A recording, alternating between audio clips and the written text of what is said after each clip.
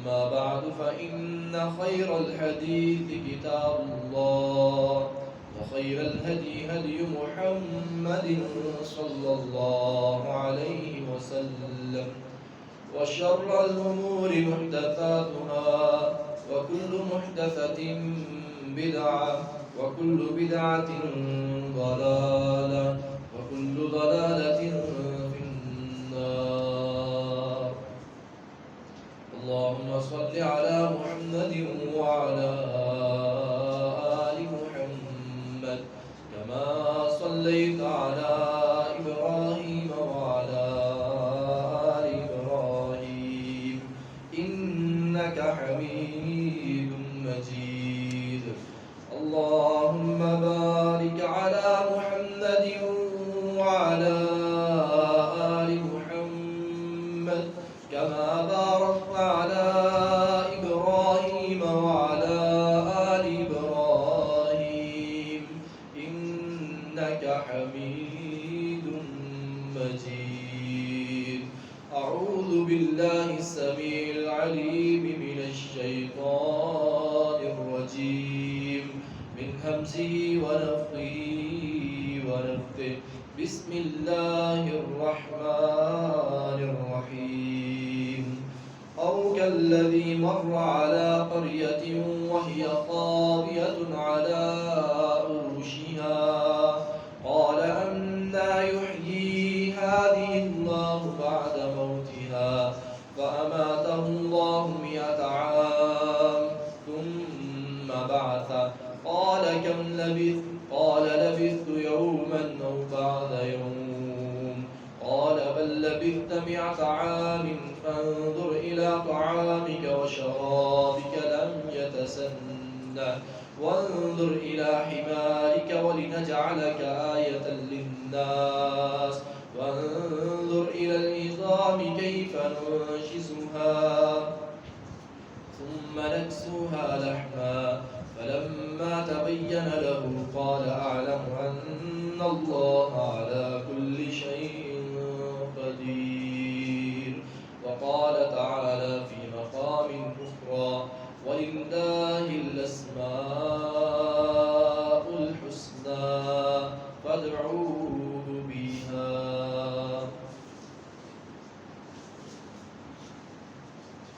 قسم کی تعریفات تسبیحات اللہ رب العالمین کے لیے، احکم الحاکمین کے لیے، علام الغیوب کے لیے، درود و سلام پیارے پیغمبر ساقی کوثر شافی محشر سید الاولین والآخرین امام الانبیاء حضرت محمد رسول اللہ صلی اللہ علیہ وآلہ وسلم کی ذات اقدس پر کہ جن کو اللہ رب العزت نے ہمارے لیے ہادی رہبر اور رہنما بنا کر بھیجا. اللہ تعالیٰ قرآن مجید میں ارشاد فرماتے ہیں وَلِلَّهِ الْأَسْمَاءُ الْحُسْنَى. اللہ کے جو نام ہیں وہ بہت ہی پیارے نام. اللہ پاک کے جو نام ہیں وہ بہت ہی پیارے نام. فَادْعُوهُ بِهَا. ان ناموں کے ذریعے، ان ناموں کے ساتھ اللہ کو پکارا کرو. اور یہ قرآن مجید کی جو آیت ہے یہ اللہ تعالیٰ کا بہت بڑا احسان ہے کہ اللہ پاک نے اپنے بارے میں خود آگاہ کیا ہے کہ میں کس چیز کو سب سے زیادہ پسند کرتا ہوں. فرمایا کہ میرے نام اللہ پاک کے صفاتی نام ہیں. اللہ تعالیٰ نے ان کے بارے میں ہمیں مطلع کر دیا ہے، آگاہ کر دیا ہے کہ جو میرے صفاتی نام ہیں وہ بہت ہی پیارے ہیں، مجھے بڑے اچھے لگتے ہیں. فَادْعُوهُ بِهَا. تو جو اللہ کے صفاتی نام ہیں انہیں یاد کیا کرو، ان کے مطابق اپنا نظریہ بنایا کرو. اللہ کے ناموں کے ساتھ اللہ رب العالمین کو پکارا کرو. فَادْعُوهُ بِهَا. تو جو اللہ تعالیٰ نے طریقہ بتایا ہے یقیناً اسی پکار کے ساتھ اللہ تعالیٰ جواب بھی دیں گے کہ ایسے پکارو مجھے. حدیث مبارکہ کے اندر آتا ہے نبی علیہ السلام نے ارشاد فرمایا کہ اللہ رب العالمین کے صفاتی جو نام ہیں وہ 99. جو شخص ان کو یاد کرتا ہے، ان کے مطابق عمل کرتا ہے، اپنی سوچ ان ناموں کے مطابق رکھتا ہے، فرمایا اللہ تعالیٰ تحفے کے اندر اسے جنت عطا کریں گے، اس کا نعم البدل اللہ پاک اسے جنت عطا کریں گے۔ ایسے انسان، میرے محترم بھائیوں اور عزیزوں، ہماری کس قدر غفلت ہے، کتنی سستی ہے ہماری، کہ ہمیں اللہ رب العالمین کے صفاتی نام کتنے یاد ہیں اور کتنا ہم ان کو پڑھتے ہیں اور اپنی دعا کے اندر انہیں کتنا جو ہے بار بار ذکر ان کا کرتے ہیں۔ ہمیں تو چاہیے ہم جب بھی دعا کریں تو اللہ تعالیٰ کے صفاتی نام بار بار پڑھیں کہ اللہ کو یہ پیارے بڑے ہیں، ان کے ساتھ اللہ کو پکارنا اللہ کو اچھا ہی بڑا لگتا ہے۔ جیسے کہ حدیث کے اندر آتا ہے، نبی صلی اللہ علیہ وسلم نے ارشاد فرما دیا، پھر اللہ کی جو صفاتی نام ہیں اس میں سے اسم اعظم بھی ہے، جو سب سے بڑے اللہ کے نام ہیں، ان میں سے چند ایک یہ ہے، فرمایا کہ یہ جو شخص دعا کرتا ہے اور دعا سے پہلے اللہ کا یہ نام لیتا ہے، وَإِلَٰهُكُمْ إِلَٰهٌ وَاحِدٌ لَا إِلَٰهَ إِلَّا هُوَ الرَّحْمَٰنُ الرَّحِيمُ، یہ بھی ایک اسم اعظم ہے۔ اللہ تعالیٰ ایسے بندے کی دعا رد نہیں کرتے۔ دوسرا اسم اعظم الف لام میم اللہ لا الہ الا هو الحی القیوم، یہ بھی اللہ کا صفاتی نام بھی ہے اور اسم اعظم بھی، اور ان کے بارے میں بھی نبی علیہ السلام نے فرمایا جو ایسے دعا کرتا ہے اللہ تعالیٰ اس کی دعا کو بھی رد نہیں کرتے۔ اور تیسرے نمبر کے اوپر جو شخص اللہ تعالیٰ کا اسم اعظم اس طرح ذکر کر کے اللہ سے دعا کرتا ہے، اللہم انی اسألک بانی اشہدک انک انت اللہ، اے اللہ میں تجھ سے سوال کرتا ہوں بانی اشہدک، کہ تیرے بارے میں گواہی دیتا ہوں، انک انت اللہ، کہ تو ہی عبادت کے لائق ہے، لا الہ الا انت، کوئی تیرے سوا عبادت کے لائق نہیں ہے، انت الاحد، تو اکیلا ہے، الصمد، تو بے نیاز ہے، لم یلد ولم یولد ولم یکن لہ کفوا احد، نہ تو نے کسی کو جنا، نہ کوئی تجھ سے جنا گیا، نہ کائنات کے اندر تیرا کوئی ہمسر ہے، نہ کوئی شریک ہے۔ فرمایا جو یہ اسم اعظم اللہم انی اسألک بانی اشہدک انک انت اللہ لا الہ الا انت الاحد الصمد الذی لم یلد ولم یولد ولم یکن لہ کفوا احد، یہ بھی اللہ کے صفاتی نام بھی ہیں، اسم اعظم بھی ہے۔ فرمایا جو ایسے دعا کرتا ہے اللہ اس کی دعا کو بھی رد نہیں کرتا۔ دعا کے اندر جو شریعت نے جس وسیلے کی اجازت دی ہے، دعا کے اندر 3 طرح کا وسیلہ جائز ہے۔ پہلے نمبر کے اوپر انسان اللہ رب العالمین کی بارگاہ میں اپنا کوئی نیک عمل پیش کرے کہ یا اللہ میں نے وہ فلاں عمل کیا تھا فقط تیری رضا کے لیے کیا۔ دوسرے نمبر کے اوپر کوئی نیک صالح انسان ہے اور زندہ ہے، اس سے دعا کروائی جائے۔ اور تیسرے نمبر کے اوپر اللہ تعالیٰ کے صفاتی ناموں کا وسیلہ اللہ تعالیٰ کو اللہ کے سامنے پیش کیا جائے، اللہ کے صفاتی ناموں کا وسیلہ، کہ یا اللہ تو وہاب بھی ہے، تو رزاق بھی ہے، تو فتاح بھی ہے، علیم بھی ہے، قادر بھی ہے، قدیر بھی ہے، مقتدر بھی ہے، غافر بھی ہے، غفور بھی ہے، غفار بھی ہے، جبار بھی ہے، قہار بھی ہے۔ اللہ تعالیٰ کے بے شمار نام، اللہ تعالیٰ کے جو صفاتی نام ہیں، قرآن مجید کے اندر 81 ناموں کا ذکر کیا اللہ پاک نے جو اللہ کے صفاتی نام ہیں، اور احادیث مبارکہ کے اندر 18 ناموں کا ذکر آتا ہے، بعض علماء نے ان کو جمع بھی کیا ہے۔ تو میرے محترم بھائیوں، سب سے پہلی جو بات ہے، ہمیں اللہ تعالیٰ کے ناموں کو یاد کرنا چاہیے، اپنی ہر دعا کے اندر 100 مرتبہ پڑھیں، جتنی مرتبہ آسانی کے ساتھ آپ پڑھ سکتے ہیں، جتنا زیادہ پڑھیں گے اتنا ہی زیادہ اللہ کو یہ دعا پسند آئے گی۔ جتنے اللہ پاک کے صفاتی نام زیادہ پڑھیں گے، اللہ تعالیٰ کے صفاتی ناموں میں سے ایک نام القادر، القدیر، المقتدر، یہ تینوں کے تینوں صفاتی نام جو ہیں یہ قریب المعنی ہیں۔ ان کا مطلب یہ ہے کہ اللہ رب العالمین کی جو ذات ہے وہ اسباب کی محتاج نہیں، اللہ تعالیٰ جو چاہے جیسے چاہے جب چاہے کر سکتے ہیں، کرتے ہیں۔ اللہ تعالیٰ اسباب کے محتاج نہیں ہے، افراد کے محتاج نہیں ہے، حالات کے محتاج نہیں ہے۔ قدیر کے یہ معنی، ساری کائنات کے اندر اللہ رب العالمین کے اختیار ہے. اللہ تعالیٰ ناممکن کو ممکن بنا دے، جب چاہیں جیسے چاہیں کر دکھائیں. جیسا کہ احادیث کے اندر آتا ہے، بے شمار واقعات ملتے ہیں. ابو امامہ باہلی یہ نبی علیہ السلام کے پاس آتے ہیں، اسلام قبول کرتے ہیں، کافی عرصہ آپ کی معیت میں صحبت میں گزارتے ہیں. اس کے بعد اپنے علاقے کی طرف چلتے ہیں اس غرض سے کہ میں نے اسلام کو سیکھ لیا ہے، اب میں جا کر سکھاتا ہوں. میں نے اسلام کی تعلیمات کو سیکھ لیا ہے، اب میں جا کر اپنے علاقے والوں کو سکھاتا ہوں. یہ جا رہے تھے، رستے کے اندر ایک گاؤں آتا ہے، وہاں پر لوگوں نے دسترخوان لگایا ہوا ہے. کہتے ہیں کہ دیکھا اس دسترخوان کے اوپر اس گاؤں کے چودھری صاحبان بیٹھے ہوئے ہیں. اور یہ روایت جو ہے یہ المعجم الکبیر الطبرانی کے اندر ہے کہ میں نے دیکھا وہاں پر بڑے بڑے چودھری بیٹھے ہوئے ہیں، کھانا کھا رہے ہیں. میں پاس سے گزرا تو یہ باہل قبیلے کے تھے، اسی لیے ان کو ابو امامہ الباہلی کہا جاتا تھا رضی اللہ عنہ. کہتے ہیں میں پاس سے گزرا تو انہوں نے کہا کہ ابو امامہ آؤ تم بھی کھانا کھا لو. کہتے ہیں بڑی شدت کی بھوک لگی تھی، میرے پاس کچھ بھی نہیں ہے، صرف ایک کپڑا ہے میرے پاس، شدت کی بھوک لگی ہوئی ہے، مجھے دعوت ملی ہے، میں دسترخوان کے اوپر بیٹھ جاتا ہوں. کہتے ہیں پہلا لقمہ میں نے اٹھایا، اپنے منہ کے قریب کیا، میں نے دیکھا یہ تو دم مصفوح بنا ہوا ہے. انہوں نے دم مصفوح بنایا ہوا ہے. دم مصفوح جس جانور کو ذبح کرتے ہیں، بعض اس کے خون کو ضائع نہیں کرتے، اس کو خشک کر کے سکھا کر اس کو پکاتے ہیں، جو کہ شریعت نے اس کو حرام قرار دیا. کہتے ہیں میں نے دیکھا یہ تو دم مصفوح بنا ہوا ہے اور سور کا گوشت بنا ہوا ہے. کہتے ہیں میں نے وہ نوالا نیچے رکھ دیا. سب نے میری طرف دیکھا، انہوں نے کہا ابو ماما کھا کیوں نہیں رہے؟ کہتے ہیں میں نے کہا میں نے اسلام قبول کر لیا ہے، اب میرے پیٹ کے اندر کوئی حرام چیز جا نہیں سکتی. میں نے اسلام قبول کر لیا، میرے پیٹ کے اندر کوئی حرام چیز نہیں جا سکتی. فضربنی وزجرنی.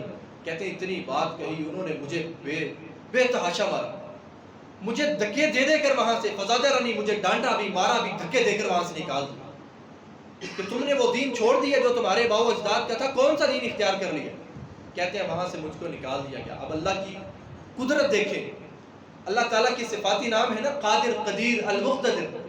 اب اللہ کی قدرت دیکھیں. کہتے ہیں میرے پاس ایک کپڑا میں نے اپنے کندھے کے اوپر رکھا، میں صحرا کی طرف چل پڑا. رستے میں جا رہا تھا، میرے اوپر غنودگی طاری ہوتی ہے، میں وہی کپڑا اپنے سر کے نیچے رکھتا ہوں اور سو جاتا ہوں. کہتے ہیں اچانک میری آنکھ کھلی ہے تو میں نے دیکھا کہ میرے پاس دودھ کا پیالہ پڑا ہوا. اچانک میری آنکھ کھلی ہے تو میں نے دیکھا کہ میرے پاس دودھ کا پیالہ پڑا ہوا ہے. کہتے ہیں وہ دودھ میں نے پیا، پھر کہنے لگے کہ آج تک پوری زندگی کے اندر اس طرح کا ٹھنڈا دودھ اور میٹھا دودھ میں نے کبھی نہیں پیا.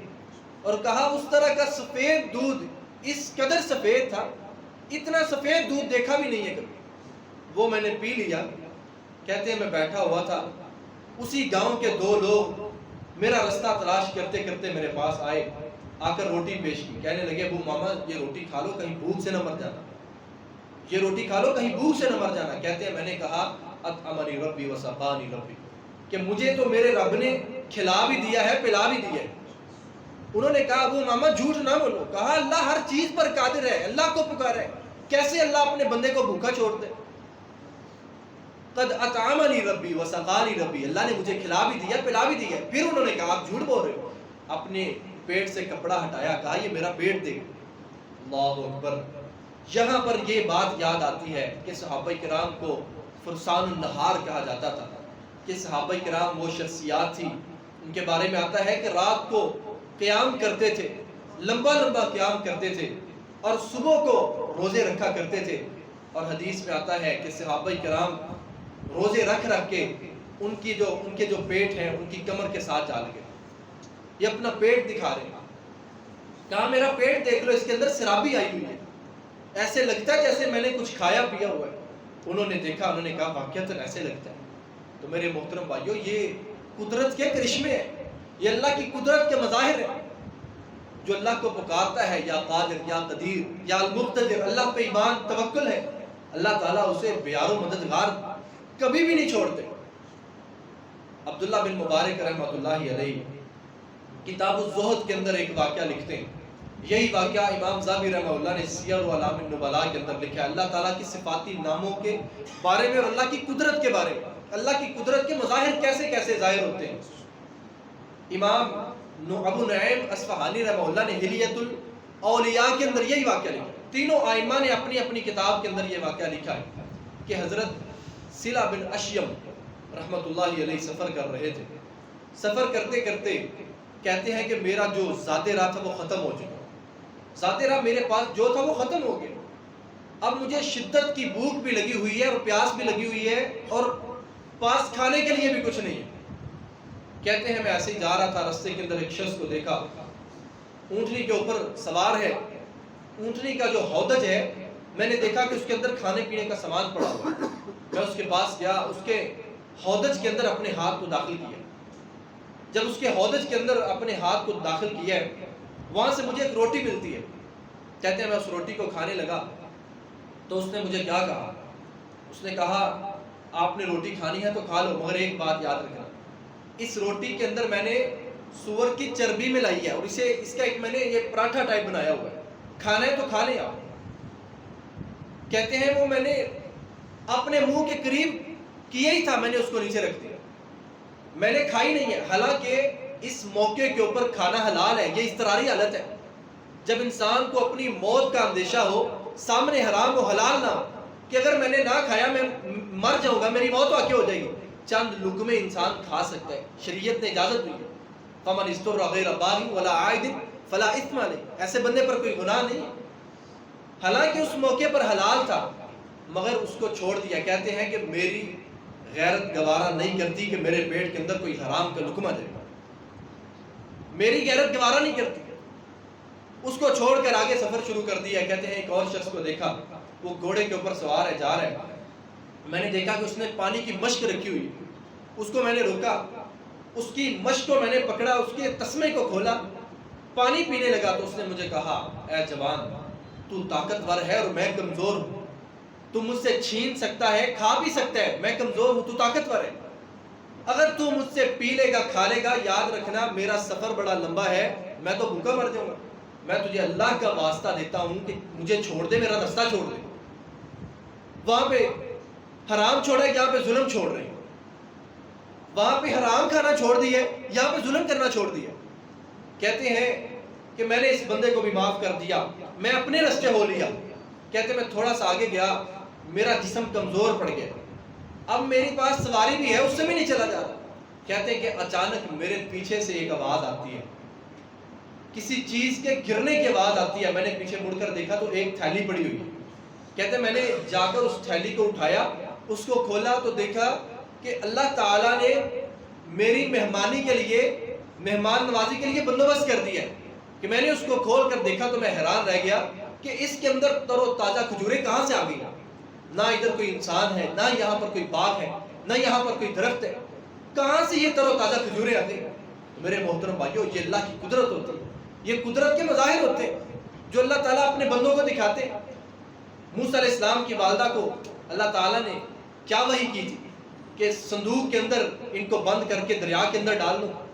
وہ فرعون جس نے ہزاروں بچے قتل کر دیے تھے اس وجہ سے کہ میرے مقابلے کے اندر کوئی موسیٰ نہ کھڑا ہو سکے، اللہ تعالیٰ نے اس کے گھر کے اندر موسیٰ علیہ السلام کی پرورش کروائی۔ یہ اللہ کی قدرت ہوتی ہے۔ کبھی اللہ تعالیٰ کے صفاتی ناموں کا اللہ کو واسطہ تو دیا کریں، وسیلہ تو بنایا کریں، اللہ کو پکارا تو کریں، یا قادر، یا قدیر، یا المقتدر، یا حفیظ، یا السمیع، یا البصیر، یا العدل، اللطیف، الخبیر۔ کبھی اللہ تعالیٰ کو، اللہ پاک کے صفاتی ناموں کا وسیلہ دے کر پکارے تو صحیح۔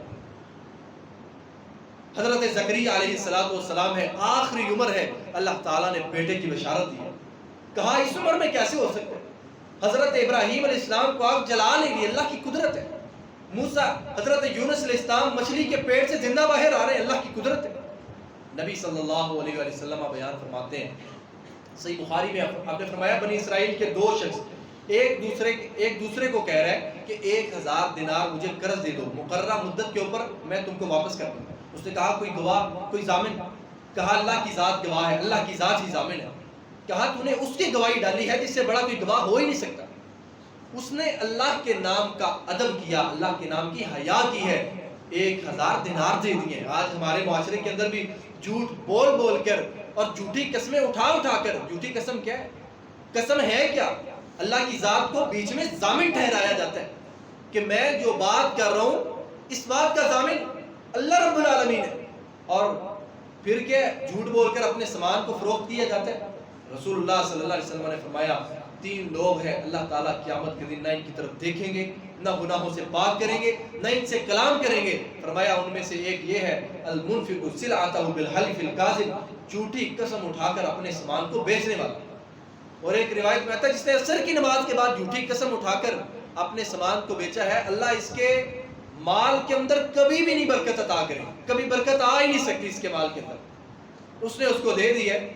ایک وقت جو ہے وہ تعین کر دیا گیا، یہ شخص دریا کے کنارے پر گیا ہے، مقررہ مدت کے اوپر اپنا 1000 دینار لینے کے لیے، وصول کرنے کے لیے. دیکھا آگے سے کوئی نہیں آ رہا، شام کا وقت ہو رہا ہے، یہ شخص اپنے گھر کو جانے لگا. ادھر سے وہ شخص آیا ہوا ہے، اس نے دیکھا یہاں پر تو کوئی بیڑی نہیں ہے، کوئی کشتی وغیرہ نہیں ہے. اس نے ایک لکڑی دیکھی، اس کو کریت کر اس میں 1000 دینار ڈال کر ایک رکا جو ہے نا اس میں ڈال دیا اور اسے اللہ کی سپرد کر دیا. یہ شخص شام کو گھر جانے لگا، اس نے سوچا یہ لکڑی آ رہی ہے، چلو یہ میں پکڑ لیتا ہوں، اپنے گھر میں لے جاتا ہوں، کسی کام آ جائے گی. یہ شخص اس لکڑی کو پکڑتا ہے، گھر میں جا کر کلہاڑا مارتا ہے، دیکھتا ہے تو اس میں سے 1000 دینار نکلا. میرے عزیز بھائیو، یہ اللہ کی قدرت ہوتی ہے، یہ اللہ کے صفاتی ناموں کے ساتھ اللہ کو پکارنے کا صلہ ہے. جو بندہ اپنے کردار کے اندر سچا ہے، نیت کے اندر سچا ہے، اللہ تعالیٰ اس کے کاموں میں برکت ڈال دیتے ہیں. اور ایک واقعہ ہے، بہت ہی زیادہ حیرت انگیز واقعہ ہے. اس قدر یہ واقعہ حیرت انگیز ہے کہ انسان کی عقل کو حیران کر دیتا ہے کہ جو شخص اللہ تعالیٰ کو اس کے صفاتی نام کے ساتھ پکارتا ہے، اسے وسیلہ دیتا ہے، اور یہ اس نام کے بارے میں ہے، یا قادر یا قدیر یا المقتدر. اے اللہ تو ہر چیز پر قادر ہے. اے اللہ میرا یہ کام حل نہیں ہو رہا، تو اسے حل کرنے پر قادر ہے. یا اللہ میرا یہ غم دور نہیں ہو رہا، تو اسے دور کرنے پر قادر ہے. یا اللہ ہر چیز تیرے اختیار کے اندر ہے، یا اللہ تو اسے دور کر سکتا ہے. یا قادر یا قدیر یا المقتدر. واقعہ لکھنے والے ہیں ابن العماد الحنبلی رحمۃ اللہ علیہ. عربی کے اندر کتاب لکھتے ہیں، اس کا نام ہے شغرات الذہب، سونے کی ڈلیاں. اس کے اندر واقعہ لکھتے ہیں حافظ قاضی ابو بکر عبد الباقی رحمہ اللہ. کہتے ہیں ابو بکر عبد الباقی حج کے لیے گئے. ابو بکر عبد الباقی رحمہ اللہ حج کے لیے گئے. وہاں پر جا کر انہوں نے حج کیا. اب واپسی اپنے وطن کی طرف جانا ہے. ان کے پاس زیادہ راہ نہیں، زیادہ راہ ہی نہیں ہے پاس، نہ کھانے کے لیے ہے، نہ پینے کے لیے ہے، نہ ہی کرایہ ہے، نہ ہی خرچہ ہے، زیادہ راہ ہی نہیں ہے. بڑے پریشان ہیں. کہتے ہیں کہ میں ایک دن بیت اللہ کے اندر نماز پڑھنے کے لیے جا رہا تھا، مجھے رستے کے اندر ایک تھیلی ملی، اس کو اٹھا کر میں اپنے کمرے میں لے آیا. لا کر میں نے اس کو کھولا، دیکھا تو اس کے اندر ایک بہت بڑا قیمتی ہار ہے، بہت بڑا قیمتی ہار ہے. کہتے ہیں میں نے اپنی زندگی کے اندر آج تک اتنا قیمتی ہار کسی سنار کے پاس بھی نہیں دیکھا. کہتے ہیں میں نے اس کو سنبھال کے رکھا. میں بیت اللہ کے اندر پھر چلا گیا نماز پڑھنے کے لیے. وہاں پر میں نے نماز پڑھی ہے، واپس میں آ رہا ہوں، رأیت شیخا ینادی 500 دینار. کہتے ہیں واپسی کے اوپر میں نے ایک بزرگ کو آواز لگاتے ہوئے دیکھا. انہوں نے کہا کہ میرے پاس 500 دینار ہیں، میرے پاس 500 دینار ہیں، میرا یہاں پر ایک قیمتی ہار گم ہوا ہے، جو مجھے میرا ہار دے دے گا میں اسے 500 دینار دے دوں گا. کہتے ہیں میرے دل میں خیال آیا کہ ابو بکر تیرے پاس تو کچھ بھی نہیں ہے، ان بزرگوں کو اپنے کمرے میں لے جاتا ہوں، ان کو ان کا ہار دے دوں گا، 500 دینار لے لوں گا، چلو جانے کا زیادہ راہ بن جائے گا، اپنے گھر کے اندر میں آرام سکون کے ساتھ پہنچ جاؤں. کہتے ہیں میں ان بزرگوں کو اپنے کمرے کے اندر لے کر آیا. میں نے ان سے پہلی بات کہی علامت الکیس، علامت الخیط، علامت اللولو. 3 میری شرائط ہے. آپ کی تھیلی گم ہوئی ہے، پہلے بتائیں کہ تھیلی کس رنگ کی ہے، کس چیز کی ہے. دوسری بات بتائیں کہ تھیلی کا منہ جس چیز کے ساتھ بند کیا گیا ہے وہ داغا کس طرح کا ہے.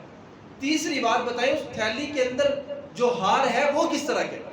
انہوں نے کہا کہ علامت الکیس، تھیلی کی علامت یہ ہے کہ وہ ریشم کی تھیلی ہے. کہا یہ پوری ہو گئی ہے.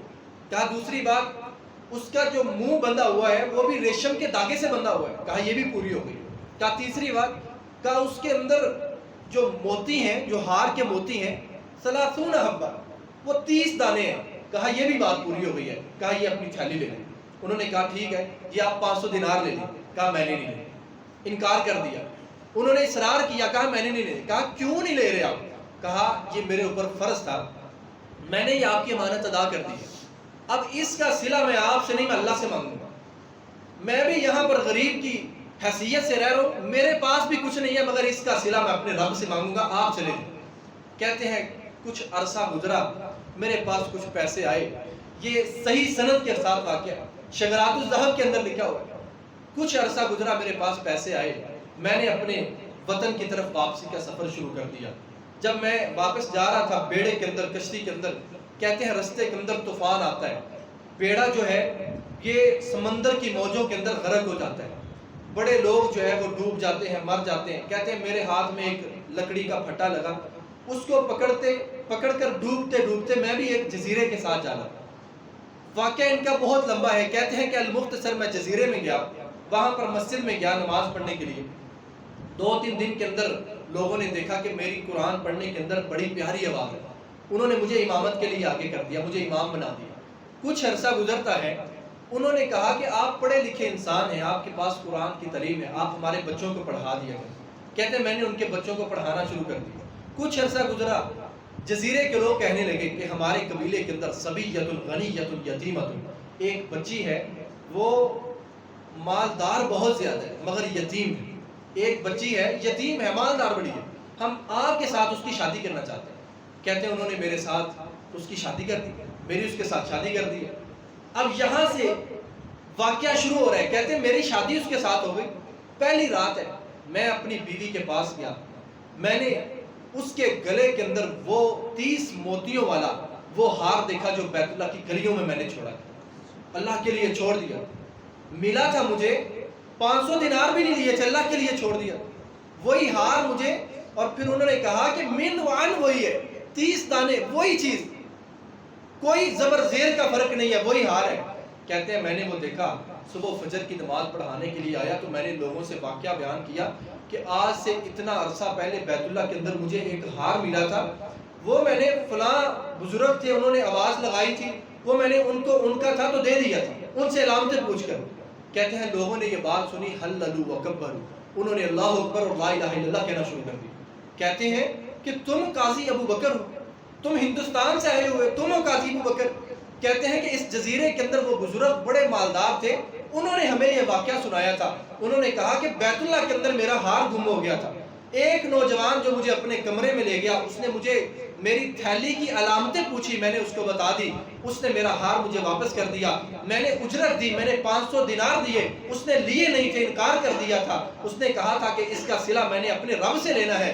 اور آگے سے کہتے ہیں وہ بزرگ کہا کرتے تھے واللہ ما رأیت مسلما ہکذا، اللہ کی قسم میں نے اس جیسا نوجوان آج تک ہی نہیں دیکھا، اتنا ایماندار نوجوان آج تک ہی نہیں دیکھا۔ اور لوگ کہتے ہیں انہوں نے کہا پھر وہ بزرگ دعا کیا کرتے تھے، وہ کہا کرتے تھے کہ یا اللہ وہ جو ابو بکر ہے میں اسے نہیں جانتا، یا اللہ میں اس نوجوان کو نہیں جانتا، یا اللہ وہ مجھے بھی نہیں جانتا، یا اللہ میں تجھ سے دعا کرتا ہوں، تو قادر بھی ہے، تو قدیر بھی ہے، تو مقتدر بھی ہے، میں تجھے تیرے صفاتی نام کا وسیلہ دے کر تجھ سے سوال کرتا ہوں، تجھے تیرے صفاتی نام کا واسطہ دیتا ہوں کہ یا اللہ وہ جو ابو بکر نوجوان ہے، میری ایک بیٹی ہے، میرے پتہ نہیں ہے، یا اللہ اسے میری بیٹی کا شوہر بنا دے، یا اللہ اسے میرا داماد بنا دے۔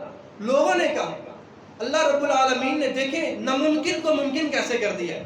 ابو بکر رحمہ اللہ کہتے ہیں کہ ایک وقت آیا اللہ نے مجھے بچے دیے، بڑے ہوئے، جوان ہوئے، مجھے پیسوں کی ضرورت پڑی، وہی اپنی بیوی سے ہار لے کر میں منڈی کے اندر گیا، وہاں پر میں نے اس کو فَبِعْتُهُ 100,000 دینار، میں نے منڈی کے اندر اس کو 1,00,000 دینار کا بیچا۔